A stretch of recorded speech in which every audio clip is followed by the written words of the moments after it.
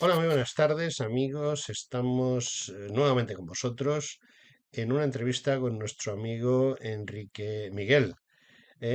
Pone lo de Enrique Miguel que me llama poderosamente la atención porque yo siempre le llamo Enrique. Lo de Miguel es un añadido. Bueno, Sánchez Motos, el hombre de ese libro mm, que yo entiendo básico y fundamental. Hay varios libros que tratan de describir el comunismo y hay varias historias del comunismo y de gente reciente y gente que está ahí, pero hay algunas que están en plan corta y pega, por desgracia, y hay otras que están en plan me lo he currado, como lo que ha hecho Enrique con su historia del comunismo.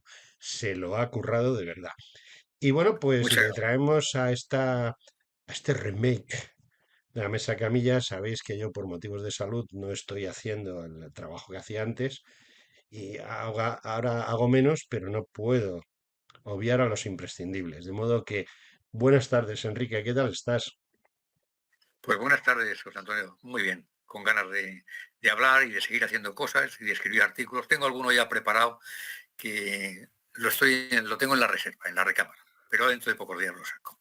Bueno, yo estoy viendo, sobre todo a final del mes de febrero, has sacado algunas cosas, algunos artículos. He estado viendo, yo soy una persona que sigue a los demás, pero sin decir nada, es decir, sin decir nada. Espera un segundo. Vamos allá. Bueno, Enrique ha estado valorando durante varios días los resultados de las elecciones en Alemania y lo ha hecho con la profundidad de alguien que conoce bien lo que es fuera de España, porque aquí hay mucha gente que no conoce ni España y se dedica a opinar, pero en el caso de Enrique no, Enrique es un hombre, como digo yo, viajado, Pero, ha pero, viajado, pero, ha pero, José viajado. Antonio, en este caso de las elecciones alemanas yo tengo una visión muy somera, muy sucinta. Lo que sí que tengo es una visión, digamos, de fondo de lo que Ujú. hay detrás, ya no de las alemanas, sino de todo ese proceso de cambio que se está planteando en la esfera política mundial. Pregunta rápida, porque hemos cortado el discurso y lo hemos cambiado. Pregunta muy rápida. ¿Esto al final no es una lucha izquierda-derecha, sino una lucha woke, patriotas? Pues yo te diría que sí. ¿Por qué? Porque ¿por qué han votado a la derecha, al centro democrático, allí en Alemania? Bueno, pues lo han votado. ¿Y quién lo ha votado? Cuando miramos los datos estadísticos que nos han presentado, resulta que la mayor parte del voto, del porcentaje de voto, lo tiene la derecha que ha ganado, la derecha central, por llamarlo de alguna forma, la tiene en las personas de más de 70 años. Personas de más de 70 años, prácticamente en un 70-80% han votado, digamos, han sido votantes de este partido y no de los otros. ¿Qué quiere decir eso? Que son personas asentadas, que buscan la estabilidad, que dicen, bueno, Alemania ha ido avanzando, tenemos un contexto de pensiones, de seguridad, de sanidad, todas estas cosas, no me la quiero jugar, voy a votar a los de siempre, a la Adenauer. Ellos están pensando en Adenauer. Y entonces votan ahí a este esquema. Y eso es una cosa muy significativa, porque quiere decir que se ha votado, digamos, pues pensando en el estómago, en lo práctico, en decir yo lo que quiero ahora es alimentarme, lo cual es de mucho sentido común, siempre que el partido te garantice eso. Pero claro, es cierto que la derecha te lo garantiza muchísimo más que la izquierda, pero ahí llega un momento en que eso no basta porque vemos que las cosas, digamos, se están complicando. Y en el caso concreto, digamos, de Alemania, lo que se observa es que aparece lo que llaman la ultraderecha, término contra el cual yo estoy, desde el punto de vista de publicidad, en contra totalmente, porque a mí que nadie me venga a decir que un señor como Elon Musk, porque hace una especie de saludo con la mano en alto, que no es en absoluto el saludo fascista, que por eso se le pueda tildar de fascista, cuando mientras tanto en todos los mítines del Partido Socialista Obrero Español y del PC, no digamos, se canta la internacional puño en alto, que eso refleja a quién, a Lenin, a Stalin y a toda esa camarilla. Entonces, mire usted, lo primero que hay que hacer cuando te dicen esto, digo, mire usted, mientras que usted siga levantando el puño y cantando la Internacional y aplaudiendo a Marx, no hay nada que hacer. Y esto es muy importante porque es que si no, les permites que jueguen en tu terreno. Y claro, si el equipo contrario juega en tu terreno, siempre te meterá goles. Hay que jugar en el terreno de ellos. Y no, oiga, aquí lo que no es aceptable es lo de ustedes. Y entonces, ¿dónde está el problema ahora? Ahora ustedes tienen que pactar, los partidos alemanes, entre sí. Decidan ustedes qué quieren hacer. Claro, aquí aparece enseguida un mensaje muy conocido y en España lo conocemos también. No, yo con estos de extrema derecha no pacto porque yo soy la derechita, digamos, centrada, moderada, perfecta, racional, estable. Y no pacto. Bueno, si usted no pacta, no hay ningún problema, tiene usted toda la razón, o tiene todo el derecho, mejor dicho, para no pactar. Pero ¿por qué no pacta? ¿Cuáles son los elementos que usted condena de ese otro grupo? Y entonces, a mí me parece que en Alemania, de la misma forma que en España, sobre ese tema se callan. Y por esto yo soy de los que creo que tal vez haya que tener los ojos más abiertos y que a lo mejor al final, después de valorar unas cosas y otras, y teniendo en cuenta que toda la Alemania del Este antigua es de la ultraderecha, entre comillas, yo creo que podemos encontrarnos sorpresas a la hora de lo que se llegue de a pactos entre los partidos en Alemania para llegar a ejercer el poder político ahora tras estas elecciones. Pues yo creo que los pactos están mediatizados desde Bruselas, bueno, más que desde Bruselas, desde el mundo woke, en el sentido de que, bueno, al final las declaraciones de la Úrsula, como dicen algunos, von der Pony, esa señora que procede de la nobleza alemana, pero que no le importa jugar al socialismo, al comunismo y a lo que haga falta con tal de mantenerse en el poder, en un poder al que ha llegado sin que nadie la elija. Es decir, sin que nadie la elija, me refiero a votantes. O sea, ha llegado allí porque la han elegido los que mandan económica y socialmente y no el pueblo. O sea, un ejemplo de democracia. Pero cambiando el tema, volviendo a la pregunta, no puede ser que eh, el futuro de Alemania y por supuesto el futuro de Europa esté siempre condicionado, o por lo menos a corto plazo, a un año, 2 años vista, por esa necesidad de mantener Bruselas en marcha, de mantenerla, esto, yo ya no sé cómo llamarlo, esto que dicen que se llama Europa, mantenerlo funcionando con sus lobbies, con su meter la mano en la caja, etcétera, etcétera. O sea, no puede ser que esa gente que ha votado al centro derecha, por llamarlo de alguna manera, que no lo es, o sea, es un reflejo del mundo woke, simplemente una parte del mundo woke, se haya equivocado.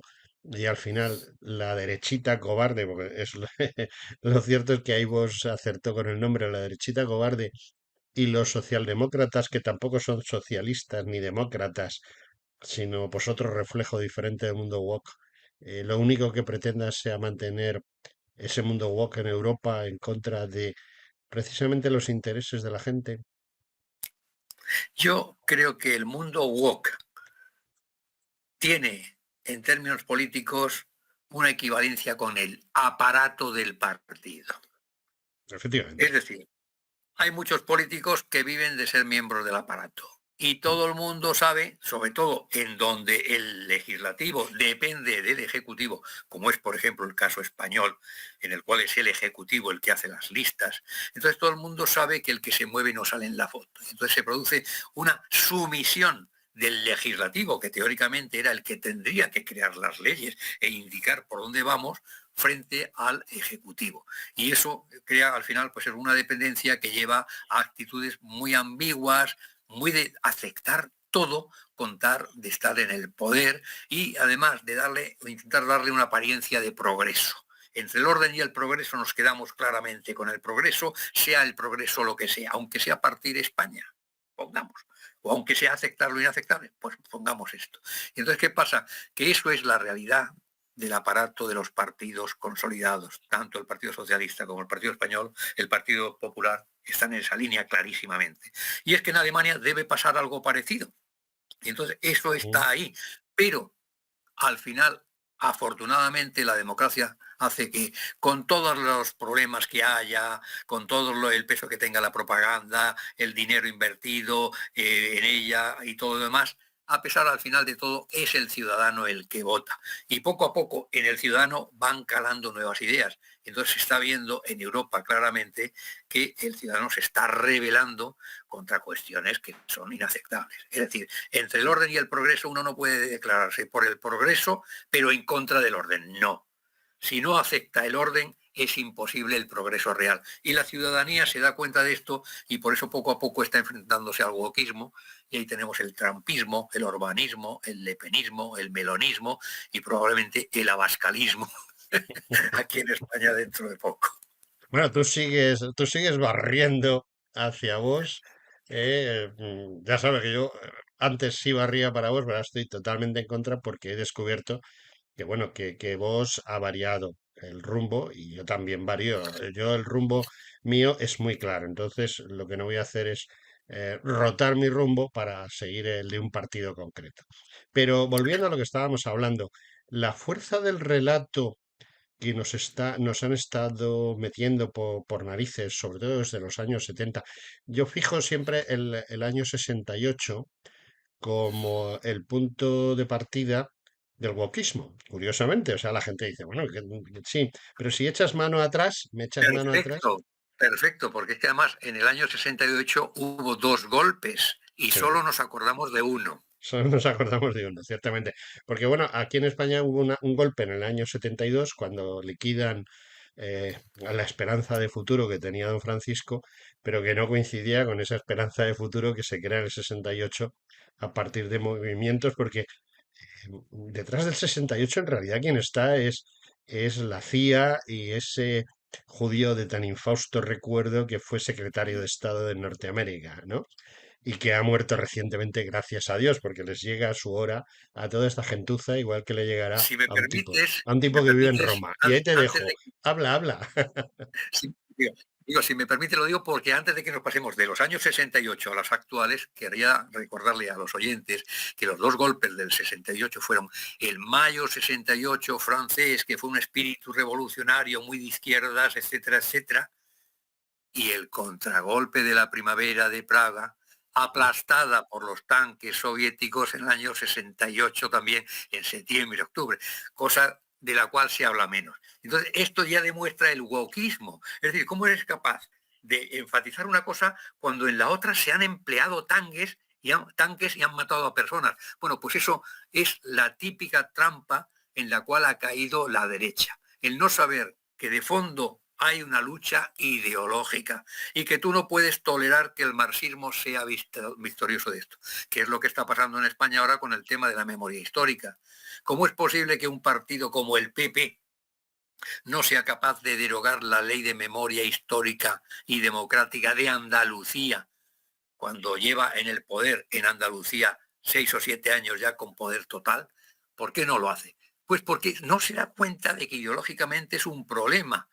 Esto no se da cuenta de que es un problema ideológico lo que trasciende y que como tú ante él no te enfrentes, pues eso, cuando Elon Musk hace así con el brazo, que no parece un saludo fascista claramente, sino cualquier otra cosa, pero solamente por extender el brazo te llueven las críticas, mientras que cuando se canta la internacional, como decía al principio, y se levanta el puño cerrado, como hace el secretario de Estado Fernando Martínez, bueno, pues entonces, sin embargo, ahí nos callamos. Entonces, mientras que no nos demos cuenta que realmente es una lucha ideológica, las cosas no van a cambiar. Y lo malo es que la derechita, sea en el país que sea, no se enfrenta a ello. Y por eso es necesario que una derecha más clara de ideas se enfrente a ello. Y luego sí, más adelante sí que querría decir algo sobre Vox también.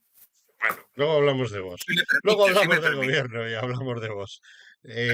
Yo a veces me retrotraigo a 1936, pero no por la memoria histórica, nada de eso, sino por el tema que estás hablando tú de la derecha. En 1936 había tres derechas, o un centro, una derecha y una ultraderecha, que se sentaban en el Congreso de los Diputados, ahí en la carrera de San Jerónimo en Madrid, Curiosamente, la verdad, lo que ellos califican de ultraderecha, que sería pues la Falange de las Jons, por ejemplo, o Calvo incluso los Sotelo. carlistas y tal, pero esta gente no tenía diputados. O sea, José Antonio había sido diputado, pero en Ah, no, el... no, yo pensaba que te ibas a referir a Calvo Sotelo, con el bloque Sí, no, nacional, no, que es sí. que voy a Calvo Sotelo, pero dando un rodeo. Entonces, gente como José Antonio Primo de Rivera, que había sido diputado, no precisamente por Falange, sino por una especie de Unión Nacional Católica o algo El así, en bloque el cual, nacional, sí. sí, en el cual pues estaban representados movimientos de derecha católica, básicamente. Pero bueno, lo que pasó en febrero del 36, que fue, pues, bueno, un pucherazo de tamaño descomunal, en el cual precisamente esas tres derechas que había, o ese centro, esa derecha más a la derecha, pues tragaron. Quizá la de Calvo Sotelo fue la que menos tragó, y precisamente quizá la que menos tragó, pues claro, el día que fueron a matar a Calvo Sotelo, que iban a matar a los tres líderes, eso es lo Sí. que entiende por democracia el Partido Mm. Socialista, que fue quien ordenó el asesinato de ellos tres, pues se cargaron a Calvo Sotelo porque a los otros dos alguien les avisó, curiosamente. O sea, el mundo está lleno de traidores en ambas direcciones. Pero el problema que nos encontramos con la derecha en 1986, que van y los matan luego a todos los que pueden, o sea, pero ellos estaban tragando, igual que está tragando ahora la derechita cobarde del PP, porque es una derecha cobarde, cobarde, traidora, y que si mañana hay unas nuevas elecciones y sale un parlamento en el cual hay un partido socialista muy desgastado, no tanto como en Alemania, pero desgastado, una derecha que sube y una ultraderecha que, bueno, yo no sé por qué le llaman ultraderecha a vos, porque tiene de ultraderecha lo que yo de chino. eh, La deben llamar a Vox, la ultraderecha, porque como los otros son la derechita cobarde, pues igual, ¿No crees? igual ¿A que quieren aquí verse así. pasaría? ¿Tú crees que aquí pasaría lo mismo? Es que constantemente hay tambores de guerra que dicen que va a haber elecciones pronto. No sé, puede o no. Depende de lo que sea capaz de gestionar este hombre que está desbordado, porque Pedro Sánchez da Sí, la pero, apariencia de pero, que controla, pero está desbordado, ¿eh? O sea, pero yo creo, José Antonio, que en el tema de Pedro Sánchez, los independentistas, ni los exterroristas o terroristas de Bildu, ninguno de estos lo va a dejar caer bajo ningún concepto. De hecho, ahora esa famosa moción de confianza que Junts iba a pedir que se aprobase en el Congreso para que entonces se tuviese que plantear Sánchez el someterse a la moción de confianza, pues al final se ha retirado. ¿Por qué? Pues porque por intereses económicos y porque al final, oiga, Sánchez les tiene cogidos a todos ellos pues por salva sea la parte y ellos saben que mejor que con Sánchez no van a estar con ningún otro. yo te digo una cosa, lo que llevas razón, pero hace muchísimo tiempo que yo soy consciente de que en España la política de España no se dirige en España, se dirige desde fuera. Entonces, en el momento que quien desde fuera verdaderamente dirige este cotarro, saltándose a todo lo que teóricamente es democrático, pues cuando Sánchez deje de ser interesante, pues lo defenestran, hacen que gane las elecciones el Partido Popular y ponen a Feijó. Si vemos la biografía de Feijó, yo me la he estudiado bastante bien, creo que bastante bien, se me habrán escapado cosas, pero a mí me da la ligera impresión de que es cambiar Málaga por Malagón. O sea, si Pedro Sánchez se va y Feijó entra a ser presidente, ¿en qué iba a cambiar la política? Se iban a Pero en el derogar momento, las leyes, se iban a derogar las leyes de violencia de género, de tránsito, bueno, qué va, en absoluto. Se iba a cambiar pero, el modelo económico de Estado, en absoluto. O sea, pero, estos pero, pían mucho, pero pero en no el van a hacer momento, nada. pero en el momento actual parece ser que los sondeos lo que pronostican es que si las elecciones españolas se realizaran ahora dentro de unos meses, pues que el resultado iba a ser parecido al alemán. Es decir, que íbamos a tener a un Partido Popular, que sería el partido mayoritario de la derecha, un Partido Socialista que pegaría un bajonazo fuerte, un partido, digamos, de los de Podemos o estos que pueda tirar un poquito hacia arriba, y un Vox que tiraría bastante hacia arriba. Pero que serían necesarios para la mayoría absoluta la unidad entre PP y Vox, igual que es en Alemania, la auténtica mayoría lógica, teniendo en cuenta tanto la división territorial como el tema de escaños, es CDU más AfD, es decir, el centro derecha más la llamada teóricamente ultraderecha. Porque tú cuando llegas a un acuerdo de coalición no firmas un cheque en blanco, que es lo que muchas veces ha pretendido el PP en España. Y son cosas absurdas. Oiga, pero vamos a ver, si usted no tiene mayoría absoluta, ¿cómo me va a pretender que yo le dé un cheque en blanco yo que soy de Vox? Pues no te lo van a dar. Entonces yo creo que ahí va a ocurrir lo que tiene que ocurrir, que al final pues se forma una coalición natural. Y por ello no descarto que en el ámbito de la Alemania pudiese ocurrir algo parecido, algo parecido. Eso es un tema que quería comentar. Pero bueno, déjame ya que he hilado con el tema de Vox, porque yo te quiero decir Te una iba a cosa. preguntar yo por el tema de vos. Venga, dale. Si estamos los Tenemos dos en la misma telepatía. onda. Tú dale, dale, dale. Bueno, vamos a ver. Mis dos últimos artículos han sido críticos con Vox. ¿Por qué? En primer lugar, porque a mí me ha parecido que las declaraciones que hizo Juan Gallardo eran las de una persona honesta, noble, que decía por escrito con palabras sencillas y sin pretender agredir demasiado lo que había pasado. Y me pareció, hice un primer artículo. Pero luego a continuación hice un segundo artículo, y es en el cual fingía yo que Santiago Abascal escribía una carta abierta a Juan Gallardo y a todo el pueblo español. Obviamente una carta ficticia, pero que yo redacté. Y en esa carta, ¿qué es lo que yo le decía? Bueno, pues que a Abascal le venía a decir, mira, en el punto 1, punto 2, punto 3, en los 10 puntos principales estamos de acuerdo en la política española. Por tanto, chico, vamos a tender puentes, no hagamos de esto una matanza y volvamos a entendernos, porque no tiene sentido. Si estás en lo más, no puedes estar rompiendo cosas por lo menos, porque eso sinceramente yo creo que está afectando a Vox hoy en día, ese tipo de percepción de que parece que se echa a gente de mucho valor, y en este caso a una persona muy especialmente significada, porque además ha escrito, porque Iván cuando se fue no publicó nada, no dijo nada, pero Juan Gallardo sí que ha puesto una pequeña carta y luego ha ido a la COPE y ha hablado, con lo cual ha quedado muy claro. Cualquiera que lo lea, y yo os recomiendo que leáis mis artículos al respecto, porque pongo las frases literales de ellos, es decir, no hablo yo por mis propias palabras, sino que me baso en las palabras de Gallardo, tanto en su carta como en sus declaraciones literales ante Carlos Herrera.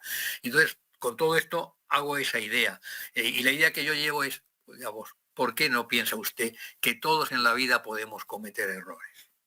Y entonces a lo mejor nos hemos pasado. Bueno, pues no pierda usted a una persona como esta o a otras personas e intente recuperarlas tendiendo puentes.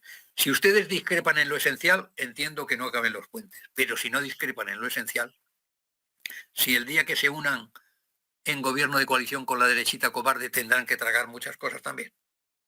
Entonces, digamos, seamos firmes y no perdamos a gente valiosa, porque eso ante el pueblo que al final va a votar, pues puede ser el que se sienta dudoso de terminar apoyando a Vox. Y esto es una pena. Y esto es lo que yo quería decir, perdona, José Antonio, sobre Vox, para A ver, dejar clara mi posición. vamos a ver. El día que Gallardo, el día que Gallardo, o sea, en teoría dirigiendo, y digo en teoría, dirigiendo Vox en Castilla y León, consigue ese maravilloso resultado, yo ese día estaba allí. Es decir, yo estaba en ese momento de Decisión Radio en la cresta de la ola, subiendo. Yo fui como corresponsal, no como, eh, digamos, afiliado, simpatizante o alguna cosa de esas, sino como representante de una emisora de radio que había estado apoyando esa situación. Y la noche electoral, pues yo estaba en ese hotel, en la puerta, en el que luego en la puerta sale Santiago y con Gallardo y dice, se te está poniendo una cara de vicepresidente tremenda, ¿no? O algo así dijo. Algo de, se te está poniendo cara de vicepresidente y algunos adjetivos más. Yo estaba allí. O sea, dentro del hotel, pues estábamos unas ciento y pico personas, que quizá cerca de 200 en la zona del partido, digámoslo así, o sea, yo tenía acceso libre a la zona del partido, cosa que la mayoría de los periodistas no tenían, pero yo estaba más como amigo de mucha gente, como amigo o como simpatizante de mucha gente allí. Y descubrí una cosa que creo que es muy importante que la gente sepa. Hubo un periodista, avispado periodista, que dijo, oiga, pero si este señor lleva 4 días aquí, o sea, lleva menos de un año afiliado al partido y lo presentan ustedes como líder del partido de Castilla y León, ¿no? Yo personalmente tenía trato con García Conde, el que actualmente se está promocionando para que sea el que va a llevar las riendas de Vox en Castilla y León. Este hombre con el cual yo ese mismo día había estado merendando, tomando un café, charlando de qué iba a pasar en las elecciones, qué resultados iba a haber, mi mujer, este hombre y yo. Este hombre lo están promocionando tremendamente, lo han puesto de líder de una asociación que lucha por la defensa del Valle de los Caídos, entre comillas, lo de la defensa. El Valle de los Caídos total, pero la defensa muy discutible. Y este hombre está saliendo todos los días en el Gato y en todos los programas de esa emisora que, digamos, es medio dueña de las acciones de Vox. Este hombre, ciertamente, aquel periodista, cuando me dice, usted lleva 4 días en el partido, llevaba razón. El otro se defiende, no, no, yo llevo un año y pico aquí afiliado. No, no, usted, el periodista ya no se atrevió, pero yo ahora lo digo. Llevaba afiliado desde el junio anterior, es decir, llevaba prácticamente medio año afiliado al partido, o poco más de medio año. Es una de esas apuestas que en un momento dado Vox hizo para situar como líder del partido a gente que no estaba contaminada por gente como Espinosa de los Monteros, que ya estaba camino de la defenestración, porque en Vox, desde mi punto de vista, se está buscando lo mismo que sucede en el Partido Socialista y que sucede en el Partido Popular. Buscamos la mediocridad, es decir, nadie puede ser más inteligente, más listo y más preparado que el propio Santiago, porque entonces Santiago Abascal, ¿dónde va? Y por No, eso hay gente como, desde mi punto me de vista, parece, esto es una opinión eh, personal. sí, sí, la verdad que Yo conozco personalmente a Espinosa de los Monteros. He tenido largas conversaciones con él los lunes a las 10 de la mañana. Era jalante, "Oye, ¿cómo lo está diciendo? No, yo cubría las ruedas de prensa que se hacen en Vox los lunes a las 12 de la mañana, pero yo estaba a las 10, ya estaba en la sede y Espinosa de los Monteros, según terminaba la reunión de lo que es la junta directiva de cara a qué ha pasado la semana y qué va a pasar y qué vamos a decir en la rueda de prensa, y él y yo nos sentábamos en la planta baja, según se entra a la sala de conferencias, hay unos sillones, nos sentábamos ahí y nos tomábamos un café de máquina y charlábamos tranquila, un café o un té o lo que, yo no recuerdo exactamente porque cada día tomabas una cosa. Entonces, hablábamos de lo divino y de lo humano y nunca de política. Yo jamás he hablado con Espinosa de ya. los Monteros de política, he hablado de otras cosas, ¿no? Sí, pero Y me, habla más de Juan de Gallardo. A ver, cuéntame sí. más de lo de Gallardo porque me Entonces, interesa, y Espinosa yo de creo los que a los Monteros oyentes les interesa más lo que tú dices ahora que lo que yo digo. Espinosa de los Monteros era un tipo, y perdona, cierro el tema, que dominaba idiomas, que controlaba temas económicos, que tenía muy buenas agarraderas. Yo tengo amistad personal con un tío de él, que es el presidente de la Asociación de Escritores Militares o Escritores Historiadores de la Guerra de Independencia. Y bueno, la formación de Espinosa de los Monteros viene de su propia familia y viene porque él se la ha hecho, ¿no? Mientras que el tema de Gallardo, a la gente con Gallardo, yo con Gallardo no he tenido confianza. Es decir, yo he hablado con Gallardo personalmente, pero a mí me dio la ligera impresión de que no teníamos muchas cosas de las que hablar. Y a mí me dio la impresión de que la formación de Gallardo no debía de ser mala, pero a mí no me demostró que fuera buena. Porque hay otros dirigentes de Vox con los que yo he hablado 5 minutos y he dicho, voy a cerrar la boquita porque este señor me Sí, da un baño. pero, Ninguno de pero ellos está ahora mismo en Vox. En Vox, ahora ya, lo único que hay ahora mismo son mediocres. Siento bueno, decírtelo. vamos a ver, vamos a Pero ver. es que los conozco Yo, personalmente, me he tomado yo de, cafés con ellos, he comido con ellos, de los, he viajado con ellos. Yo he ido en un vamos a ver, autobús, he ido en un autobús José sentado Antonio, al lado de Espinosa de los Monteros durante hora y pico para ir a José un Antonio, mitin de no sé qué, y hemos yo, estado hablando de yo cosas. de los otros no Entonces, puedo hablar, Gallardo, no te- perdona, Gallardo, lo poco que yo he hablado con él, me dio la impresión de sí, que era un mediocre. Pero luego resulta, me da la impresión de que me equivoqué. Yo con Gallardo me equivoqué. Gallardo no era tan mediocre y luego Gallardo no es Gallardo. Gallardo está muy bien asesorado, pertenece a una de esas familias que controlan la situación en Valladolid y en la zona de Castilla y León. Y entonces, si a Gallardo no se le ocurre algo, ahí está su familia para decírselo. Ya. Y eso es un peligro en vos. Sí. Eso ahora mismo Bueno, es un peligro. sin embargo, vamos a ver, esto es lo que yo, claro, yo me atengo a las informaciones que tengo, que son muy pocas y que son públicas.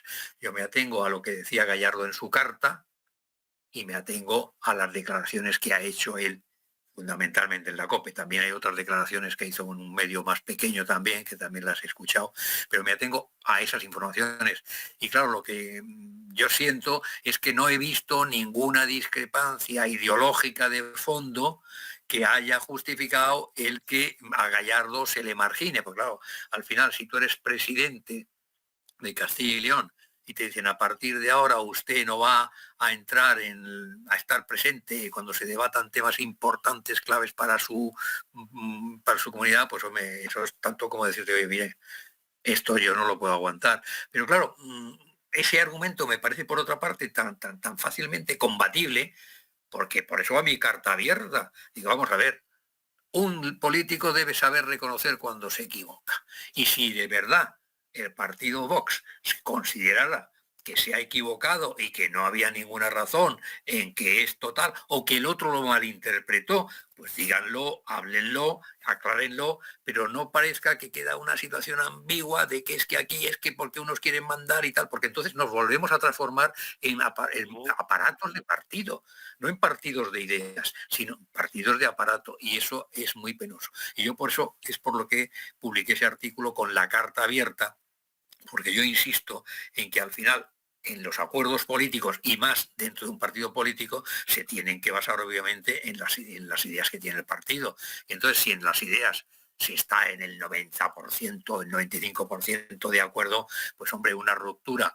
de esa magnitud y tan pública, pues no parece muy coherente. Y creo que los seres humanos tenemos que tener las ideas muy firmes, pero al mismo tiempo ser capaces de reciclar a los demás. Y yo, por ejemplo, cuando tú digo esa frase que tú sabes que yo digo con mucha frecuencia y que insisto en que la gente la repita, es el marxismo es una ideología criminal, pues cuando yo digo esto, no lo digo para que el marxista se sienta ofendido y llore, sino para sacarlo de su ignorancia. Entonces yo lo que intento es reciclarlo para que salga de su ignorancia. Y yo creo que cuando hay este tipo de discrepancias, como las que ha habido en Vox, pues también se deberían buscar puentes para evitar que cosas menores sean las que primen. Yo no sé lo que está pasando dentro o no, pero sí que creo que siempre hay que tener ese espíritu de tender puentes.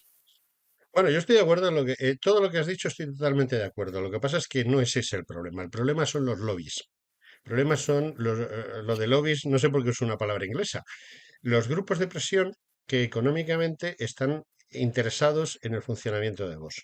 Entonces, el grupo económico del cual su cabeza más visible no es que sea verdaderamente el grupo económico que controla, pero sí es la correa de transmisión de quien controla, que es, pues eso, la productora o el productor de, del Toro Televisión, es quien está detrás de todo este tema.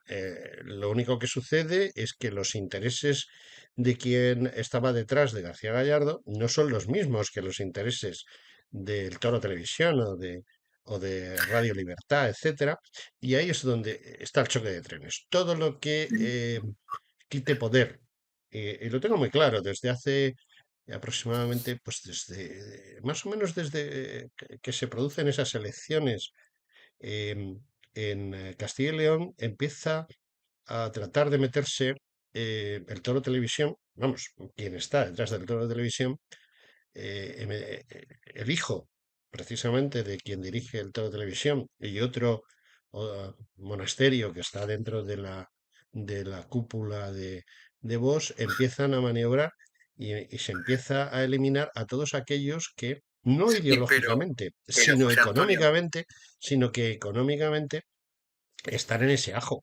Entonces, el pero problema José de Antonio, Gallardo es José que Antonio, Gallardo tenía unos intereses y el Pero Foro José Televisión Antonio, tiene yo, otros. pero José Antonio, yo te querría hacer una pregunta. ¿Tú crees que una persona como Santiago Abascal se dejaría dominar por ese grupo de presión?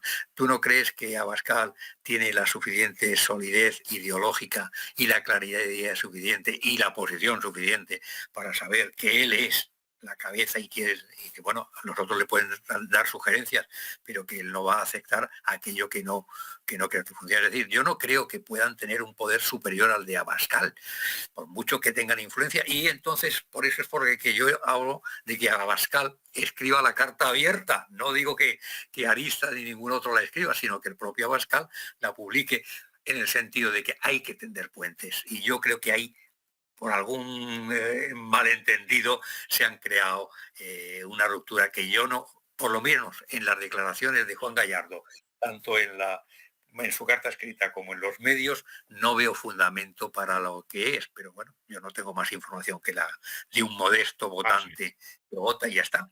Enrique, yo he charlado en alguna ocasión, no sé en cuántas, pero sí en algunas, con Santiago en la calle Bambú. Está la sede de Sí, Vox. Hay un patio donde se aparcan los vehículos y donde Juan Fluger, que en ese momento era el jefe de prensa, y Busadé el portavoz, Juan Fluger se fumaba sus cigarritos. Juan Fluger es el típico hombre que enciende un cigarro con el siguiente, ¿no? En todo, con el anterior, enciende un cigarro con su anterior cigarro. Y mientras Juan Fluger se fumaba un cigarrito, pues y estábamos esperando el inicio de la S, igual que he hablado con Espinosa, pues he hablado con Santiago. El Santiago que hace 4 o 5 años, con el que yo hablaba en el patio de Vox, no es el Santiago que ahora mismo es el presidente de Vox. no, Siento no decírtelo, tengo. no es. No es porque, vamos a ver, yo no lo veo como votante, lo veo como persona que se ha estado tomando un café o que ha estado charlando o que ha estado Ya, ya. comiendo, o que ha estado viajando, que ha estado en actos. Eh, yo le he hecho una pregunta, yo recuerdo cuando las elecciones madrileñas, en las cuales por primera vez Vox sacó una representación importante, yo le hice una pregunta muy concreta, eso está en YouTube, lo que te estoy diciendo. Yo le hago una pregunta muy concreta a Santiago. Y Santiago dice algo así como, me alegra de que me haga esta pregunta, y además esa pregunta se convirtió en un spot casi del propio Vox. Estamos hablando de exactamente el día siguiente a las elecciones en las que por primera vez Vox entra con fuerza en la Comunidad de Madrid. Eh, Justo en las siguientes, que ya la cosa no está tan bollante, vuelvo a hacer exactamente la misma pregunta, con otras palabras, porque es imposible repetirla exactamente, pero el fondo de la pregunta es el mismo. Y la respuesta de Santiago es, le niego a usted la mayor. Eso es lo primero que me Bueno, dijo. bueno, Le niego a bueno, usted la mayor. pues yo como oyente de tu programa ¿Qué quiero quieres que saber te cuál diga? fue esa pregunta, ¿eh? ¿Mm? Tú la Quiero sé, que saber sabes cuál cuál fue es. esa pregunta. Es muy fácil, puedes entrar en YouTube A y ver, verlo, o puedes entrar en el no, propio, no sé si la habrán quitado de. La no, primera no pero creo que la hayan quitado, la segunda sí, porque claro, si tú haces 2 veces la venga, misma pregunta con una diferencia de, vamos a poner 4 años. venga, no, no me mantengas con la curiosidad. Dime cuál fue la pregunta.